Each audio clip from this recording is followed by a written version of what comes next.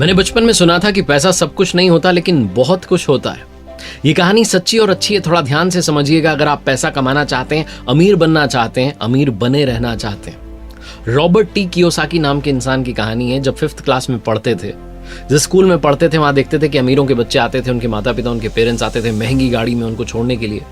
उन बच्चों के पास में महंगे आइटम होते थे। रॉबर्ट के जो फादर थे वो एक टीचर थे, PhD होल्डर थे, अच्छी पढ़ाई की थी, लेकिन कम कमाते थे। रॉबर्ट ने कहा मेरे डैड तो पुअर डैड है। रॉबर्ट घर पर गए एक दिन स्कूल से परेशान होकर के, यही सोचते जा रहे थे कि मेरे पास में ये सब चीजें क्यों नहीं है, मेरे पापा कार से छोड़ने क्यों नहीं आते हैं। जाकर के पापा से कहा कि पापा अमीर कैसे बन सकते हैं। तो पापा ने कहा यूज योर हेड, अपना दिमाग चलाओ। छोटा बच्चा 5th क्लास का क्या करता, अपने दोस्त माइक के पास में गया और उससे कहा कि आओ थोड़ा पैसा कमाते हैं। आसपास के एरिया में जितना टूथपेस्ट था, जितनी वो टूथपेस्ट की ट्यूब होती वो थी खाली वाली, उसको लेकर के आए। स्टील का बर्तन गैस पर रखा, गर्म पानी जो था उबलने के लिए छोड़ दिया, उसमें उसको डाल दिया और कुछ कोशिश में लगे थे। रॉबर्ट के फादर, रियल फादर जो है, घर पर आते हैं तो देखते हैं कि बच्चे क्या कर रहे हैं। उन्होंने कहा क्या कर रहे हो? तो रॉबर्ट कहते हैं कि पापा हम मनी कॉइन्स बनाएंगे, इससे सिक्के बनाएंगे। वो हंसने लगते हैं और कहने लगते हैं कि ये इल्लीगल है, ये नहीं करना चाहिए। फिर रॉबर्ट को लेकर के बैठते हैं अलग से और कहते हैं बेटा तुमने उस दिन सवाल पूछा था कि अमीर कैसे बन सकते हैं। मैंने मेरी लाइफ में पैसे के बारे में सोचा ही नहीं, एक नौकरी के बारे में सोचा, नौकरी करता रहा। पैसा ज्यादा कैसे कमा सकते हैं तो ख्याल ही नहीं आया।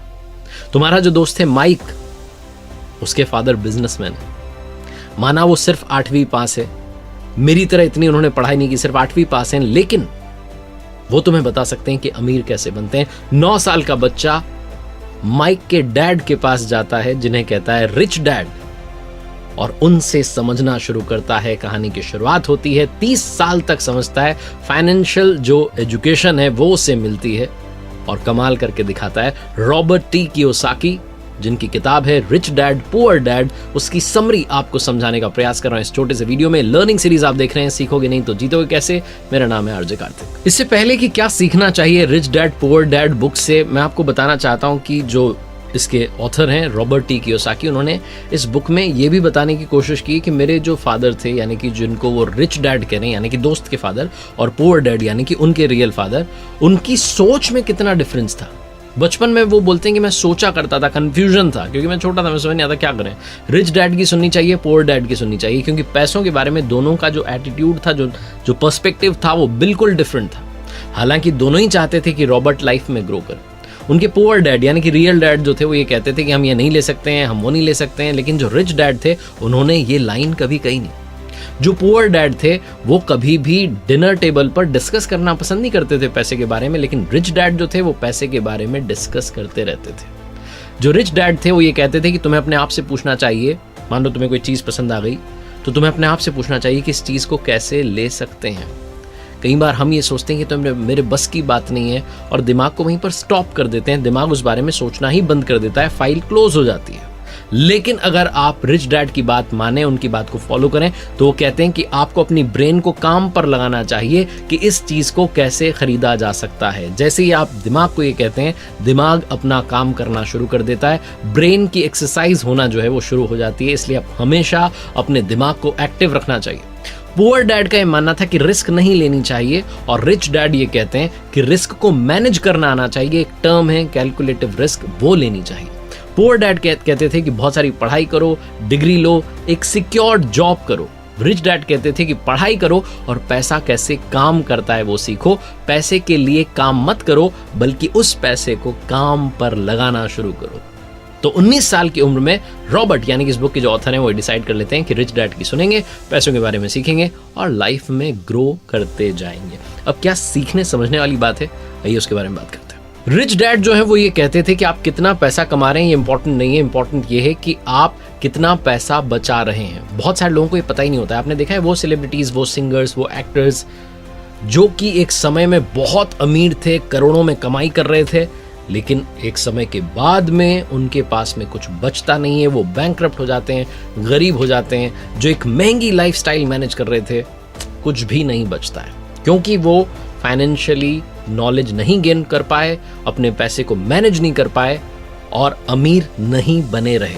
Rich dad poor dad book जो है आपको यही सिखाती है कि अमीर बनना और अमीर बने रहना दोनों में बहुत सारा अंतर होता है। अगर आप थोड़ा समझना चाहते हैं, इस कैश फ्लो को समझना चाहते हैं, तो सबसे पहले आपको एसेट के बारे में, लायबिलिटीज के बारे में समझना होगा। रिच डैड कहते हैं कि एसेट जो है वो आपकी जेब में पैसा डाल रहा है, लायबिलिटीज जो है वो आपकी जेब से पैसा निकाल रही है। अगर आप अमीर बनना चाह रहे हैं तो एसेट आपको खरीदनी होंगी। अगर आप मिडिल क्लास और लोअर क्लास लाइफ जीना चाह रहे हैं तो आपको लायबिलिटीज खरीदनी होंगी। कोई भी अमीर आदमी चाहे पढ़ा लिखा ना हो, जैसे कि रिच डैड जो है वो सिर्फ 8वीं पास हैं, लेकिन वो फाइनेंशियली लिटरेट होता है, फाइनेंशियली साउंड होता है, उससे सब कुछ मालूम होता है कि पैसा कैसे काम करता है, पैसे को कहाँ लगाना चाहिए और कितना मुझे बेनिफिट हो सकता है।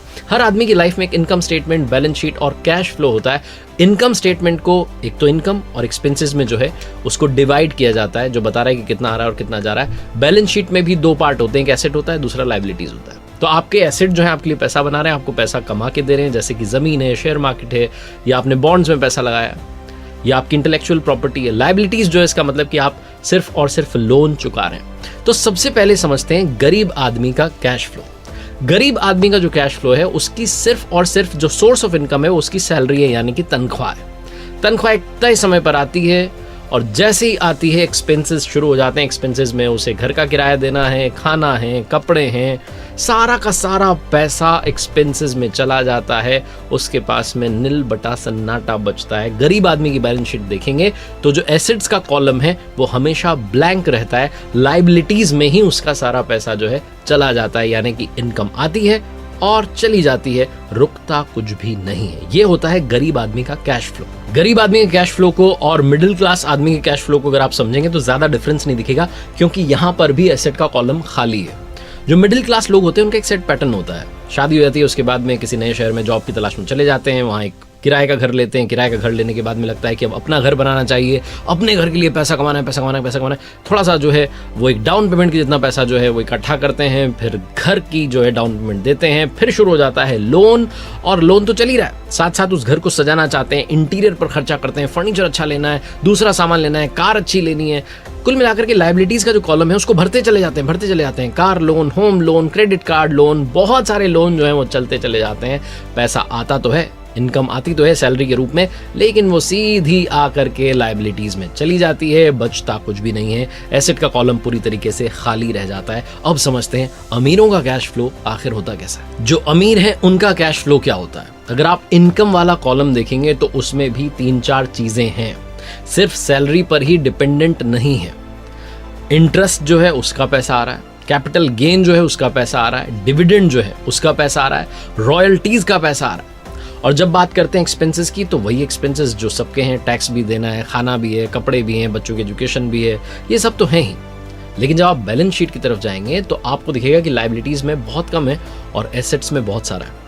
लायबिलिटीज में क्रेडिट कार्ड है और लोन है, क्योंकि अगर आप बिजनेस कर रहे हैं तो लोन तो आपको लेना ही है, आपके पास में खर्चा भी होगा तो आपको पैसा तो चाहिए ही। एसेट्स की अगर बात करें तो वहां पर स्टॉक्स हैं, बॉन्ड्स हैं, इंटेलेक्चुअल प्रॉपर्टीज हैं और भी बहुत कुछ है, साथ में बिजनेसेस तो चल ही रहे हैं। तो कुल मिलाकर के जो अमीर व्यक्ति होता है उसका सारा और सारा ध्यान होता है एसेट वाला जो कॉलम है उसको बड़ा करने में।